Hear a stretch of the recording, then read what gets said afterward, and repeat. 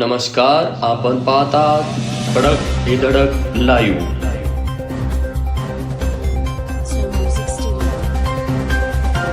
भागवती तावरे साहेब, माजी जिल्हा परिषद सदस्य अलगड सुरेशराव हत्ते साहेब, डॉक्टर आसारामजी मराठे साहेब, प्राध्यापक. मित्रांनो, हजरत टिपू सुलतान यांनी या देशासाठी आपलं बलिदान दिलेलं आहे आणि त्या बलिदानाला असा एक सैर हा जो तरुण वर्ग आहे, हे कुठला नेता जर यायचं म्हणलं तर एवढा उत्साहात नसतोय, परंतु या ठिकाणी भागवत तावरे साहेब या ठिकाणी येणार असं म्हणल्यापासून ते सकाळपासून या ठिकाणी सर्व नियोजन आहे.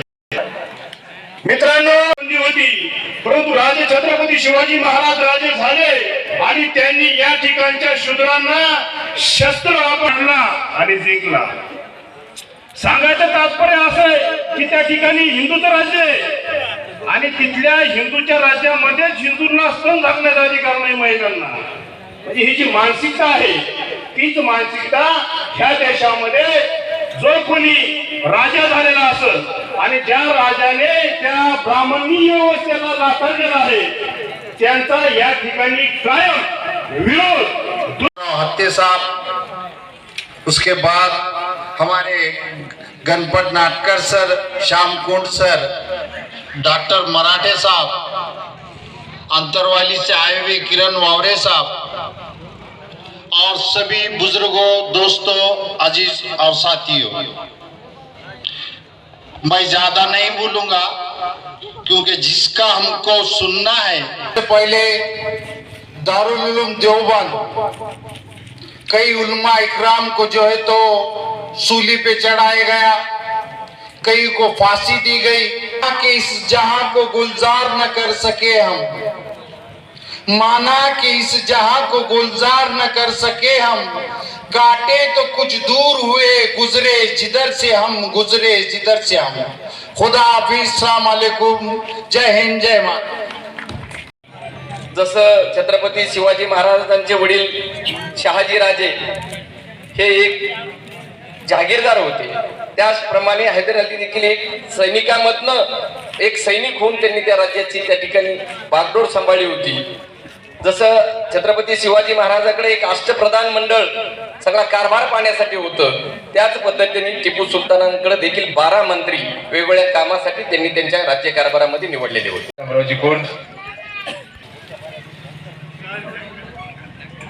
टिपू सुलतान काय बाबतीमध्ये जेवढा अभ्यास भागवतरावला आहे तेवढा आम्ही तेवढं सांगू शकत. पहिल्यांदा राजा सर्व समाजाला जपणारा असाल तो टिपू सुलतान. आताच काही व्यक्तींनी सांगितलं की टिपू सुलतानच्या बाबतीमध्ये अनेक गैरसमज केले गेले समाजामध्ये. तो खरा इतिहास सांगण्याचं काम अनेक नेते या समाजाचे मोठे झाले, समाजाला दिशा देण्याचं काम त्यांनी केले. परंतु या ठिकाणी मध्ये फार पाठीमाग आहे, कारण आज देशामध्ये जगायचं असेल तर माणसाचं शिक्षण होणं गरजेचं. 75व्या जयंतीनिमित्त आयोजित केलेल्या कार्यक्रमासाठी उपस्थित आमचे परममित्र व प्रमुख व्याख्याते भागवतजी तावरे साहेब, या ठिकाणी उपस्थित ॲडव्होकेट सुरेशरावजी हत्ते साहेब, श्यामजी कुंड, त्यानंतर या ठिकाणी प्रत्येक समाजाची व्यक्ती या उत्सवात सहभागी होऊन खरंच मला कौतुक करावं वाटतं अल्ताफबाई, अज्जूबाई यांची सर्वांची टीमचं, की या गावासारखी परिस्थिती, मी प्रत्येक गावात जातो पण कुठल्याच गावात यासारखी परिस्थिती दिसून येत नाही. मी ज्या ज्या वेळेस तलवाडीला येतो त्या वेळेस समोर पण थांबलेले असतात. खऱ्या अर्थानं आज आत्ताच माझ्या अगोदर प्रत्येक वक्त्यांनी सांगितलं, आमच्या श्यामजी राजा होकर के गया, जिसकी शहादत के बाद अंग्रेज को यकीन आया कि अब हमने हिंदुस्तान फतेह कर लिया। क्या ताकत रही होगी उस राजा की। अपने आप पर गौर करो, गुरूर करो कि मेरी पैदाइश उस कौम में है जिस कौम में हजरत टीपू सुल्तान होकर के चले गए।